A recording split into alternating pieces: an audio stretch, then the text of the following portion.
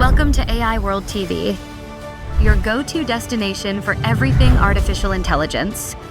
Discover the captivating landscape of AI, where advanced technology finds real-life application.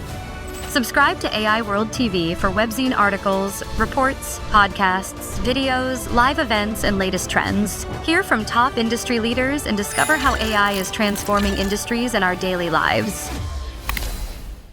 You know, you sit down at your laptop, you type a prompt into that minimalist white box, you hit enter, and boom. Yeah, in like literally seconds. Exactly. An entire essay, or maybe a photorealistic image, or even a complex functioning piece of code. It just appears on your screen. Right out of nowhere. Right. And we are so conditioned to experience this as completely weightless. Like, it's just a neat software trick happening somewhere out in, the cloud. Ah, yes, the cloud. As if the internet is just this fluffy, intangible atmosphere floating above us. But, I mean, if you're listening to this, you likely already know that the cloud is really just a marketing term for someone else's computer. Exactly.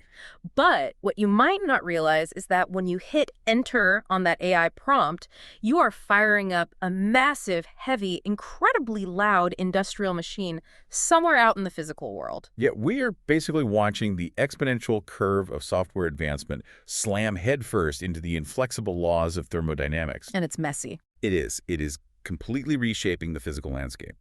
Our source for this deep dive is this really comprehensive June 2026 report from the AI World Journal. Right, the AI infrastructure race. That's the one. And it documents this collision in granular detail. I mean, this isn't just a technology story anymore. It is fundamentally morphed into a story about concrete, steel, and just massive energy consumption. Because the code has essentially outgrown the physical world's capacity to host it. Yep.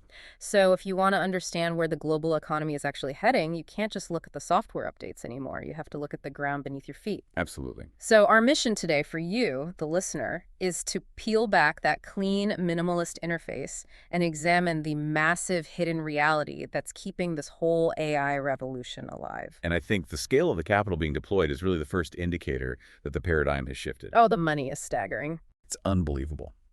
According to the data in the report, analysts are projecting upwards of $1 trillion.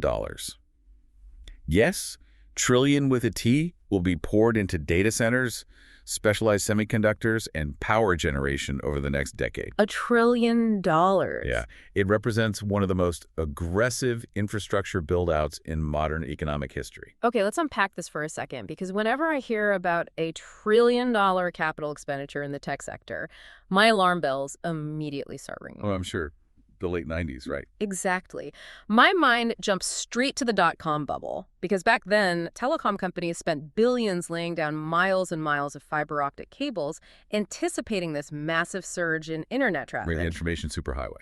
Yeah, but when the bubble burst, a lot of those facilities just sat empty. I mean, they literally called it dark fiber because there were no light signals passing through the cables. Just dead glass in the ground. Right. So, looking at this $1 trillion projection, are we just building another massive bubble waiting to burst? It seems like we're setting ourselves up for the exact same catastrophic overbuild. Well, what's fascinating here is that the visual of miles of dark fiber sitting underground is compelling, but the financial and mechanical reality of this current build-out is actually inverted. Inverted how? So during the dot-com era, those telecom companies were building massive capacity on the highly speculative assumption that the internet would eventually catch on enough to fill it. Build it and they will come. Exactly. They were building a massive multi-lane highway system before there were even enough cars manufactured to drive on it. But today, the demand is already overwhelming the physical capacity. So instead of an empty highway, it's like the 405 freeway in Los Angeles at rush hour. Perfect analogy. And we physically cannot pour the concrete fast enough to add more lanes. That is exactly the dynamic. Yep. Global logistics companies, major financial institutions, automated manufacturing plants, they are actively integrating these AI models into their core operations right now. And they're literally struggling to secure the compute time. Wow. But the other major divergence from the 1990s is where the money is coming from. The dot-com boom was fueled by speculative startups burning through venture capital, right? No clear business models. That's .com. Right. But the entities driving the current AI expansion are the most liquid, cash-rich corporations in human history. So they aren't building a billion-dollar data center hoping some random startup might rent a server next year. Not at all. They are signing ironclad, multi-year tenant agreements before the foundation of the facility is even poured. Wow, before the concrete is even wet. Exactly. And that creates a highly predictable, fortified revenue stream. It completely changes the risk profile for investors. So the bottleneck isn't finding customers. The bottleneck is the supply chain. Getting the parts. Yeah, we simply cannot manufacture the industrial transformers or secure the massive tracts of land or get the zoning permits fast enough to house all this silicon. But the physical limitation isn't just about the building materials, though. It's about what goes into the building once the servers are actually racked. The power. Right. The report makes this incredibly stark observation. It says that in the modern economy, megawatts have literally become as valuable as real estate. Oh, without a It's doubt. like you can buy 1,000 acres of pristine land and build a state-of-the-art facility, but if the local utility grid cannot deliver the necessary power, you just built a very expensive empty warehouse. Yep. A multi-billion-dollar paperweight. So I think we need to unpack why the power draw is so severe, because I think a lot of people assume cloud computing is all just the same thing. It really isn't. Right, because traditional computing is essentially retrieval. Think of it like asking a librarian to go fetch a specific book from the stacks. It takes a tiny bit of energy to walk over, grab the file, and bring it back to your screen. That's a great way to look at it. But generative artificial intelligence is not retrieval. It is generative synthesis. Okay, so sticking with the analogy. Continuing your analogy, generative AI is like asking 1,000 scholars to sit in a room, analyze every text in human history, and write a brand new original book in 3 seconds. Oh, wow. Yeah, that's a whole different level of work. Exactly. Every single prompt forces billions of complex mathematical calculations to occur simultaneously. The processors are firing at maximum capacity, and they're drawing an unprecedented amount of continuous electrical current. Think about traditional computing like plugging in a toaster, right? But running an AI language model is like trying to power a whole factory from their exact same wall outlet. Right, and the grid just wasn't built for it. Yeah. Take something like digital twins, which the report specifically highlights. Oh yeah, explain that, because that blew my mind. So we aren't just talking about generating a funny image of a cat riding a skateboard. A digital twin is a real-time, millimeter-accurate virtual simulation of a physical space. It's like a whole factory. Yeah, a global supply chain network or an entire automotive manufacturing plant. And to keep that virtual replica perfectly synced with the real world, the processors have to constantly crunch new incoming sensor data. So there's no downtime. None.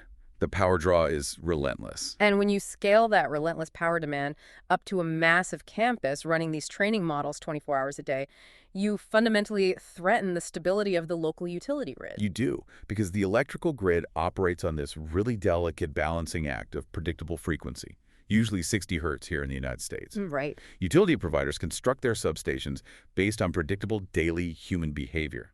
You know, people wake up, turn on their coffee makers, and the load rises. People go to sleep, the load drops. But AI models do not sleep. No, they don't. Furthermore, their power draw is highly volatile. When a massive new training run initiates, a campus might suddenly demand an additional 100 megawatts instantaneously. Just boom, out of nowhere. And if the grid cannot dynamically match that sudden massive draw, the frequency drops, the physical substations overheat, and you get rolling blackouts for the entire surrounding municipality. And the friction has gotten so extreme that the U.S. Department of Energy actually had to step in. Yes, the Agora platform. Right. The report details this government platform called Agora. They literally had to build a dedicated simulation platform just to model the volatile energy spikes of these private AI campuses. Which is wild. It is, just giving utility providers a fighting chance at keeping the lights on. Agora is such a fascinating necessity of this era. I mean, you have grid operators relying on advanced simulation software just to understand how another piece of advanced software is going to strain physical copper wire. It's software all the way down. Yeah. And the timeline mismatch is really the root of the friction here. A tech company can finalize and deploy a massive new language model in a matter of weeks. Right. But upgrading a municipal power substation to handle the high voltage transmission load required for that model, that takes 5 to 10 years. And that friction between the You are listening to the AI World Podcast, your trusted source for the latest innovations, insights, and trends in artificial intelligence, blockchain, fintech, and decentralized technologies. Each episode features expert interviews, engaging discussions, and in-depth analysis of how AI transforms industries worldwide. Stay ahead of the curve with the latest articles and exclusive reports from the AI World Journal, covering everything from emerging technologies to industry breakthroughs. For more news, global events, and access to AI World Society circle gatherings, visit us at aiworld.tv. Don't forget to subscribe to stay informed, stay connected, and be part of the AI revolution with AI World Lounge. Thank you for listening. Exponential speed of software and the slow reality of physics. It doesn't stop at the power lines. No, it doesn't. Because once you manage to push all those megawatts into the silicon, the laws of thermodynamics take over. Consuming massive amounts of electricity inevitably generates astronomical amounts of heat. It's unavoidable. And if you do not displace that heat immediately, those multi-million-dollar processors will literally melt into slag. Which introduces the next massive resource constraint in this infrastructure race, water. Right. Historically, data centers have relied on evaporative air cooling. They pump millions of gallons of cold water through the facility.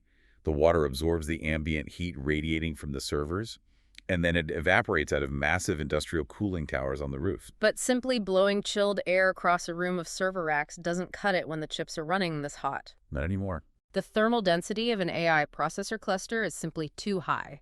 You need a medium that can absorb heat much faster than air, which means the volume of water required is skyrocketing, just as we are seeing severe, prolonged droughts globally. Yeah, it's a huge issue. The report notes that a single large-scale facility can consume the water equivalent of an entire town. Let that sink in.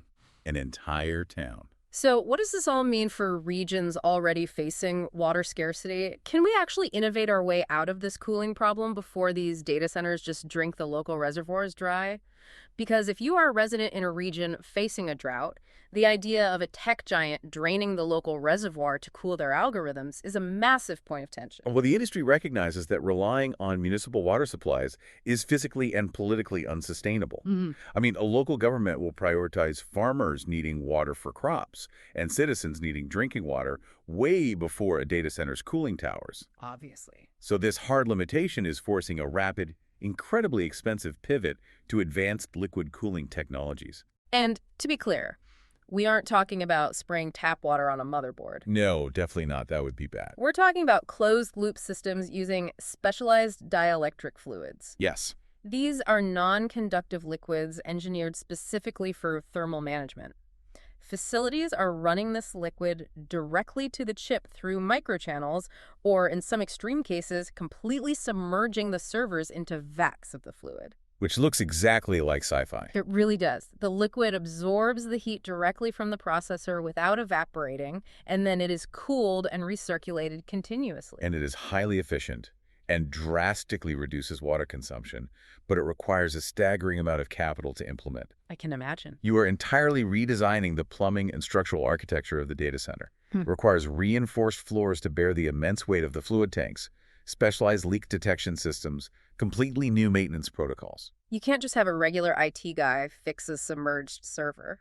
Exactly. The sheer cost of displacing thermal energy is becoming a dominant line item in the capital expenditure of building these facilities. And all of this heavy industry, the reinforced floors, the massive substations, the cooling towers, the continuous hum of dielectric fluid pumps, it's landing in real communities. Yes, right in people's backyards. The tension we're seeing isn't just about water rights. The report highlights severe pushback from local residents across the country because we are talking about heavy industrial sites being dropped into the middle of agricultural land or quiet suburban neighborhoods. And municipal governments are often lured by the promise of massive property tax revenues, but the residents are the ones dealing with the physical reality. Right. Imagine you're sipping your morning coffee and a tech giant announces a multi-year construction project right next to your neighborhood that's going to hum loudly 24/7. How would you react? You'd be furious.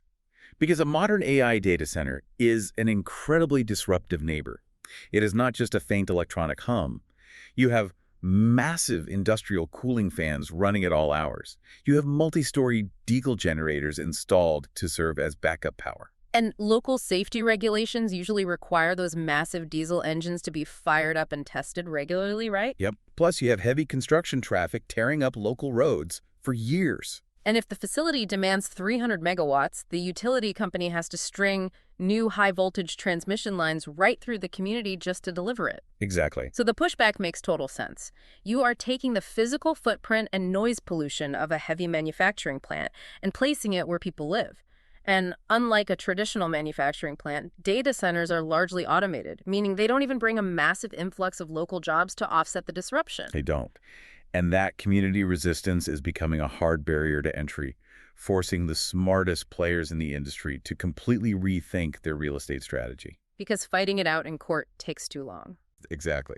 Attempting to secure industrial zoning permits in a residential or light commercial area can stall a project in litigation and town hall meetings for years.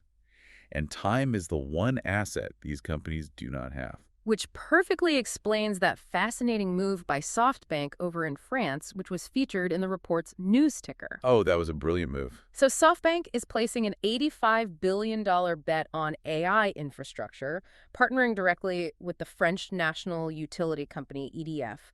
But they aren't fighting town councils to zone pristine land. Nope.